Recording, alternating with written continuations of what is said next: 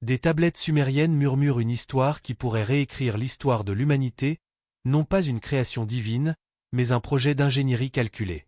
Ces textes anciens décrivent des êtres connus sous le nom d'Anunnaki, dont l'arrivée sur Terre il y a près d'un demi-million d'années n'était pas guidée par la grâce céleste, mais par le désespoir. Selon ces inscriptions, les Anunnaki étaient des entités avancées d'une planète lointaine, souvent identifiées comme Nibiru. Leur civilisation faisait face à l'effondrement, et l'or, un élément crucial pour stabiliser l'atmosphère défaillante de leur planète, était la clé de leur survie. La Terre devint leur salut, un trésor du métal précieux. Mais cette histoire, aussi captivante soit-elle, nous éloigne-t-elle de la vérité la plus extraordinaire jamais révélée à l'humanité? Car dans les pages de la Genèse, dans les mots même prononcés par le Créateur de l'univers, nous découvrons une origine bien plus stupéfiante que toute théorie d'intervention extraterrestre. Astérisque astérisque l'aube de la création, quand Dieu façonna l'homme astérisque astérisque. Dans le commencement était la parole, et cette parole était auprès de Dieu, et cette parole était Dieu. Jean nous révèle cette vérité fondamentale dans le premier chapitre de son évangile, mais c'est dans la Genèse que nous assistons à l'acte le plus intime de la création. Écoutez ces paroles qui ont résonné à travers l'éternité. L'Éternel Dieu forma l'homme de la poussière de la terre, il souffla dans ses narines un souffle de vie et l'homme devint un être vivant. Imaginez cette scène. Pas de laboratoire alien, pas de manipulation génétique froide et calculée. Les mains du Tout-Puissant, celui qui a suspendu les étoiles dans l'espace et fixé les limites des océans, se penchent vers la terre rouge d'Éden. Ses doigts divins façonnent l'argile, sculptent les traits, forment les membres. Chaque détail est parfait, car l'œuvre de Dieu ne connaît pas l'imperfection.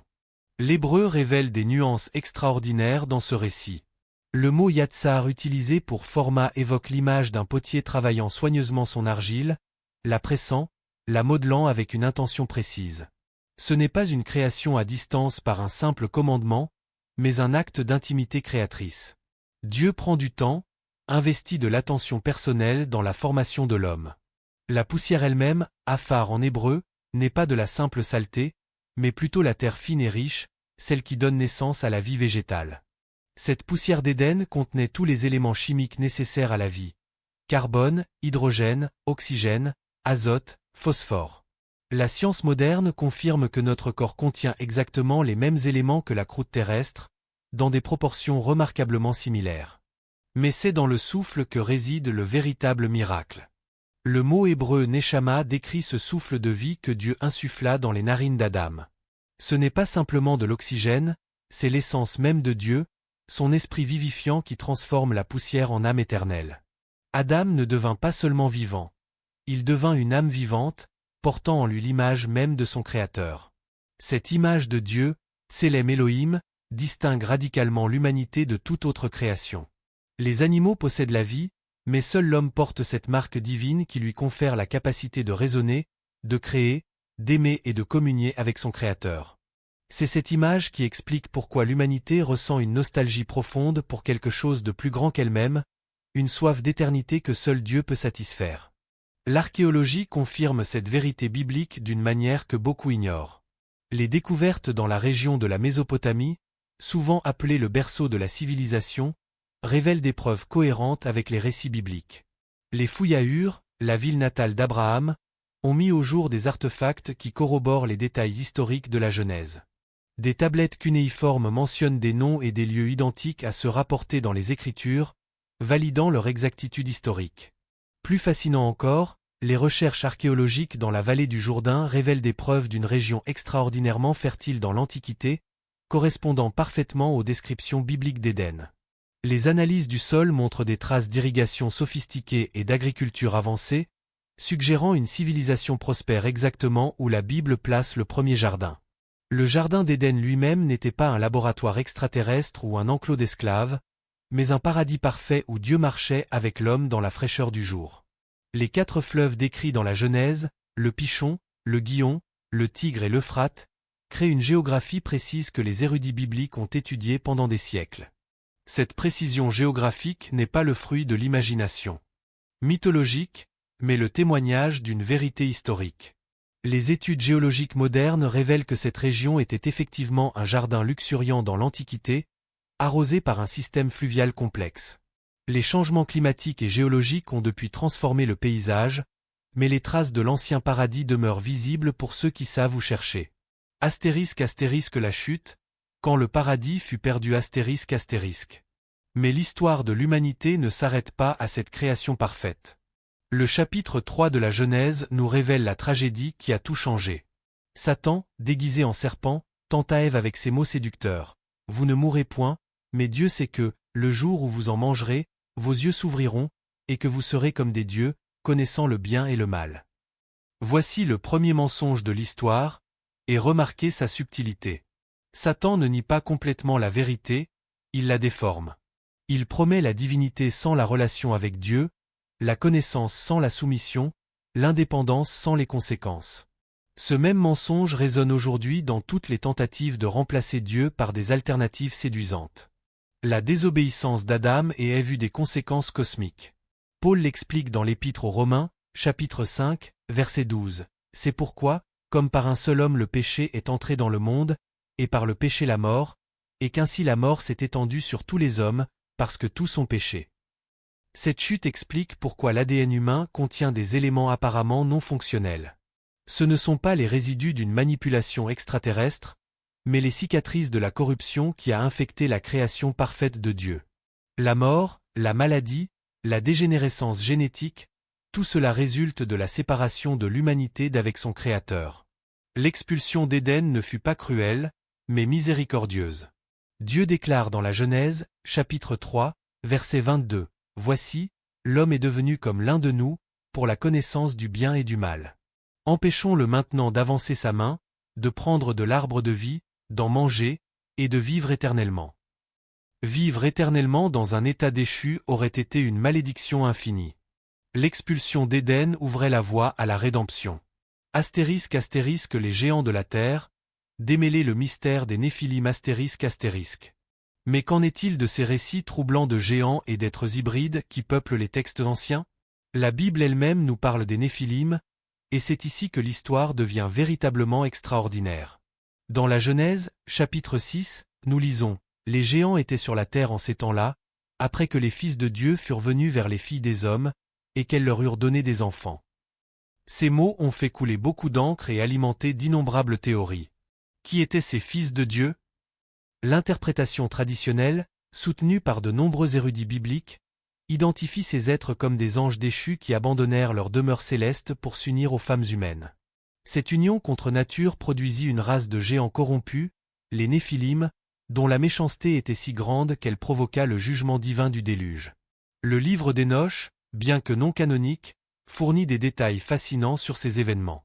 Il décrit comment 200 anges, menés par Azazel et Sémiasa, descendirent sur le mont Hermon et jurèrent de prendre des épouses humaines. Ces anges enseignèrent aux humains des connaissances interdites, la métallurgie, la cosmétique, l'astrologie, la magie et l'art de la guerre. Cette révélation de connaissances interdites explique l'explosion soudaine de civilisations avancées dans le monde antédiluvien. Les Néphilim n'étaient pas des extraterrestres, mais le produit corrompu d'une rébellion angélique. Leur gigantisme, leur force surhumaine et leur intelligence supérieure provenaient de leur héritage angélique mélangé à la nature humaine. L'apôtre Pierre fait référence à ces événements dans sa deuxième épître, au chapitre 2, verset 4. « Car, si Dieu n'a pas épargné les anges qui ont péché, mais s'il les a précipités dans les abîmes de ténèbres et les a livrés pour être gardés pour le jugement. » Jude également mentionne les anges qui n'ont pas gardé leur dignité, mais qui ont abandonné leur propre demeure dans son épître. Ces récits bibliques expliquent pourquoi tant de cultures anciennes possèdent des mythes similaires de dieux descendant du ciel pour s'unir aux mortels. Les Grecs avaient leurs titans, les Nordiques leurs géants, les Mésopotamiens leurs Anunnaki. Mais ces récits ne sont pas des preuves d'intervention extraterrestre, ils sont les échos déformés d'événements réels décrits avec précision uniquement dans les Écritures. La corruption qui résulta de ces unions contre nature était si profonde qu'elle menaçait le plan de rédemption de Dieu. La lignée messianique risquait d'être contaminée, rendant impossible la venue du Sauveur promis. C'est pourquoi le déluge fut nécessaire, non pas comme un génocide capricieux, mais comme un acte de purification divine pour préserver la lignée à travers laquelle le Christ viendrait au monde. Les preuves archéologiques de ces géants ne manquent pas. Des squelettes de taille inhabituelle ont été découverts dans diverses parties du monde, bien que beaucoup de ces découvertes aient été supprimées ou négligées par l'establishment scientifique moderne. En 1950, des géologues turcs découvrirent des empreintes fossilisées dans la vallée de l'Euphrate, certaines mesurant plus de 50 cm de long. Les récits bibliques mentionnent spécifiquement des géants comme Ogé, roi de Bassan, dont le lit mesurait 9 coudées de long, et bien sûr Goliath de Gath, qui se dressait à plus de 3 mètres de hauteur. Mais les Néphilim ne disparurent pas complètement avec le déluge. Nombre, chapitre 13, verset 33, rapporte que les espions envoyés pour reconnaître la terre promise déclarèrent « Nous y avons vu les géants, enfants d'Anak, de la race des géants, nous étions à nos yeux et aux leurs comme des sauterelles. » Ces géants post-diluviens étaient probablement les descendants de Cham à travers la lignée de Canaan, portant peut-être des traces génétiques récessives de l'héritage des Néphilim. Astérisque le déluge, jugement et miséricorde entrelacés astérisque. Le récit du déluge révèle à la fois la justice parfaite et la miséricorde infinie de Dieu. Quand l'Éternel vit que la méchanceté des hommes était grande sur la terre, et que toutes les pensées de leur cœur se portaient chaque jour uniquement vers le mal, il décida d'effacer l'humanité corrompue de la surface de la terre. Mais même dans ce jugement radical, Dieu manifesta sa grâce. Noé trouva grâce aux yeux de l'Éternel parce qu'il était un homme juste et intègre dans son temps. Pendant 120 ans, Noé prêcha la repentance tout en construisant l'arche selon les spécifications divines précises. Pierre l'appelle prédicateur de la justice dans sa 2e épître. Les dimensions de l'arche révèlent une ingénierie remarquable. 300 coudées de long, 50 de large et 30 de haut, ces proportions créent une structure d'une stabilité extraordinaire, capable de résister aux tempêtes les plus violentes. Les ingénieurs navals modernes confirment que ces proportions sont optimales pour un navire conçu pour survivre plutôt que pour naviguer. L'arche contenait des compartiments séparés pour différents types d'animaux, des systèmes de ventilation sophistiqués et des provisions pour un voyage d'une année complète. Contrairement aux caricatures populaires, Noé n'embarqua pas tous les animaux de la planète, mais des représentants de chaque espèce, un terme hébreu qui correspond plus aux familles biologiques modernes qu'aux espèces individuelles. Les preuves géologiques du déluge abondent pour ceux qui savent les interpréter. Les couches sédimentaires couvrant la planète, les fossiles marins trouvés au sommet des montagnes, les formations rocheuses témoignant d'un transport hydrique massif, tout cela confirme un cataclysme aquatique global dans le passé relativement récent de la Terre. Plus de 200 cultures à travers le monde conservent des traditions de déluge, avec des détails remarquablement similaires. Un homme juste sauvé avec sa famille dans un grand bateau, des animaux préservés, une montagne où le navire s'arrête, des oiseaux envoyés pour tester la récession des eaux. Cette universalité suggère une source historique commune plutôt qu'une invention mythologique indépendante. Astérisque l'explosion de la connaissance, quand Dieu révéla ses secrets astérisque. L'une des accusations les plus fréquentes contre l'origine biblique de l'humanité concerne l'explosion soudaine de connaissances dans les civilisations anciennes. Comment des chasseurs-cueilleurs primitifs ont-ils soudainement acquis des connaissances avancées en astronomie, en mathématiques et en architecture? La réponse se trouve dans les Écritures elles-mêmes. Le livre de Daniel, au chapitre 12, verset 4, prophétise « Toi, Daniel, tiens secrète ces paroles, et scelle le livre jusqu'au temps de la fin. Plusieurs alors le liront, et la connaissance augmentera. » Cette prophétie s'accomplit sous nos yeux, mais elle a des racines anciennes. Dieu n'a jamais caché la connaissance à l'humanité de manière arbitraire. Au contraire, il a révélé ses secrets à ceux qui le cherchaient fidèlement. Abraham, que l'Écriture appelle ami de Dieu, reçut des révélations astronomiques extraordinaires. Le psaume 147, verset 4, nous dit que Dieu compte le nombre des étoiles, il les appelle toutes par leur nom. Cette connaissance divine fut partagée avec les patriarches. Les patriarches antédiluviens vivaient des centaines d'années, accumulant des connaissances et des expériences impossibles à acquérir dans une vie moderne. Mathusalem vécut 969 ans. Imaginez les observations astronomiques, les expérimentations scientifiques, les innovations technologiques possibles avec de telles longévités. Cette sagesse accumulée ne disparut pas complètement avec le déluge mais fut préservée à travers Noé et ses descendants. Job, l'un des livres les plus anciens de la Bible, contient des références scientifiques remarquablement précises. Au chapitre 26, verset 7, nous lisons « Il étend le septentrion sur le vide, il suspend la terre sur le néant. » Cette description de la Terre suspendue dans l'espace précède de millénaires les découvertes modernes de l'astronomie. Le même livre décrit le cycle de l'eau avec une précision stupéfiante. Il attire à lui les gouttes d'eau, qui se résolvent en pluie dans son brouillard. Les nuées la répandent, la font ruisseler sur la foule des hommes. Cette compréhension de l'évaporation, de la condensation et de la précipitation était inconnue de la science jusqu'à l'époque moderne. Les pyramides de Gizeh, souvent citées comme preuve d'intervention extraterrestre, s'expliquent bien mieux par les connaissances transmises par les descendants de Noé. Après le déluge, l'humanité conserva une partie de la sagesse antédiluvienne. La tour de Babel, décrite dans la Genèse chapitre 11, témoigne des capacités technologiques remarquables de l'humanité post-diluvienne. Cette tour n'était pas simplement un bâtiment ambitieux, mais probablement un ziggourate astrologique conçu pour défier l'autorité divine. L'hébreu Migdal suggère une structure fortifiée, et Rosh Bassamayim indique littéralement son sommet dans les cieux, possiblement une référence à des observations astronomiques ou même à des communications avec des entités spirituelles. La confusion des langues à Babel dispersa l'humanité mais préserva paradoxalement la diversité des connaissances. Chaque groupe emporta une partie de la sagesse commune, expliquant pourquoi toutes les civilisations anciennes possèdent des fragments de vérité scientifique et historique remarquables. ** l'ADN et les secrets de la création divine **. La génétique moderne révèle des merveilles qui confirment plutôt qu'elles ne contredisent le récit biblique de la création.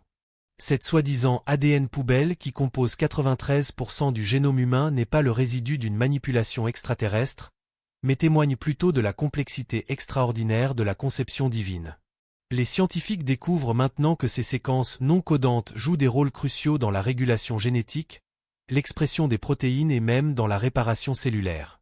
L'ADN contient des mécanismes de correction d'erreurs si sophistiqués qu'ils surpassent nos meilleurs programmes informatiques.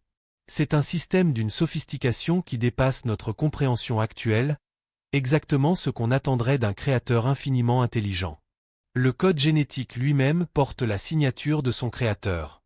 La probabilité que les séquences d'ADN nécessaires à la vie se forment par hasard est si infinitésimale qu'elle équivaut à l'impossible. Francis Crick, co-découvreur de la structure de l'ADN et athée convaincu, a admis que l'origine de la vie semblait presque miraculeuse. L'information encodée dans l'ADN dépasse de loin la capacité de stockage de nos ordinateurs les plus avancés. Une seule cellule humaine contient suffisamment d'informations génétiques pour remplir une bibliothèque de 4000 volumes.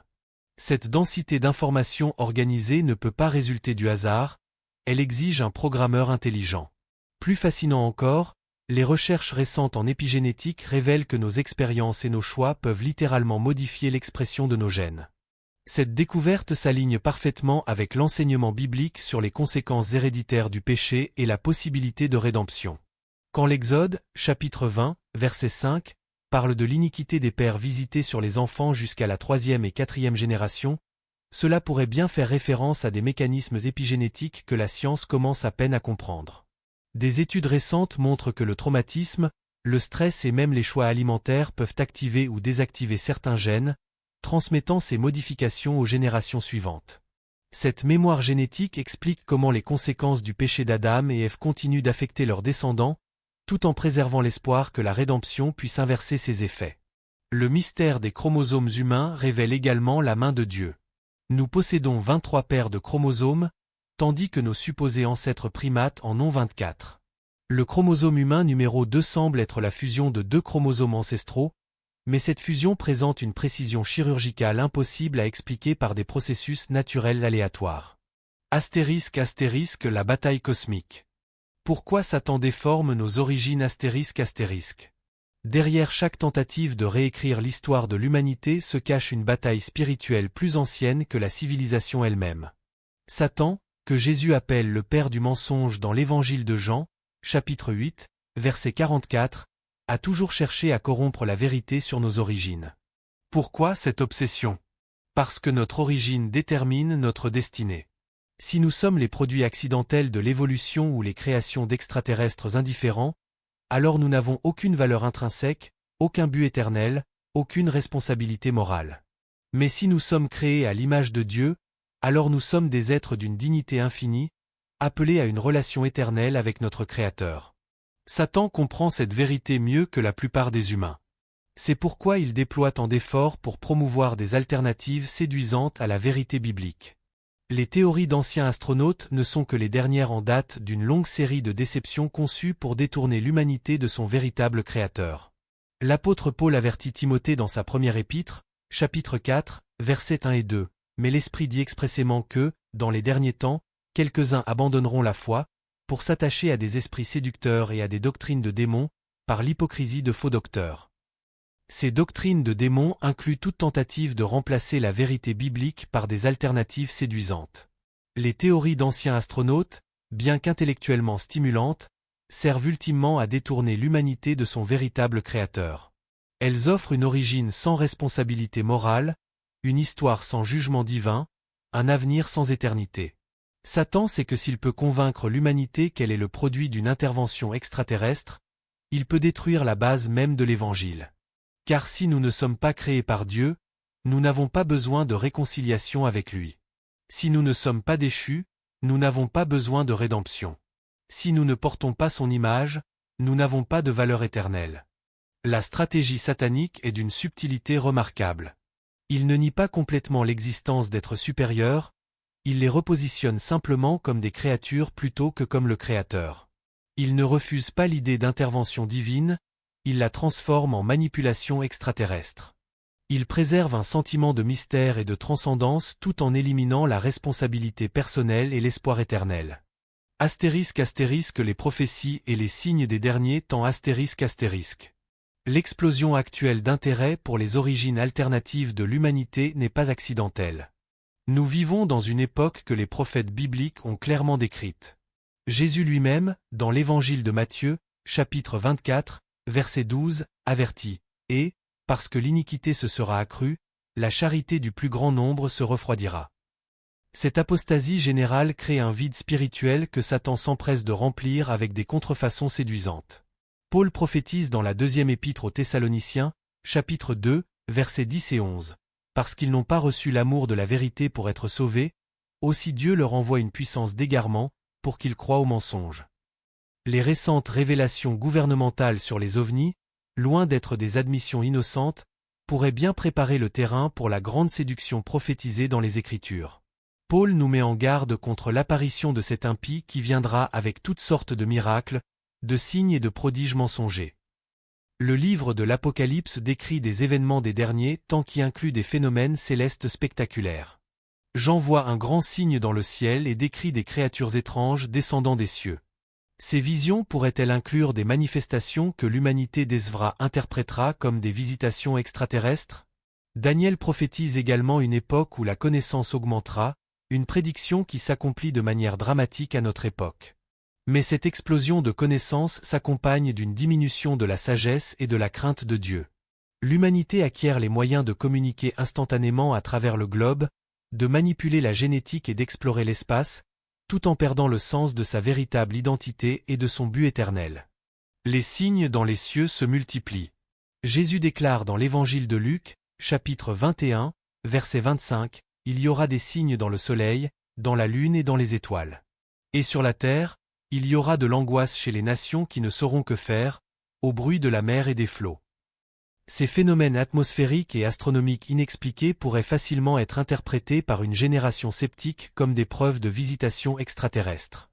Astérisque les élites et la préservation de la vérité corrompue astérisque. L'idée que certaines élites possèdent des connaissances secrètes sur nos origines n'est pas entièrement fausse, mais elle est tragiquement déformée.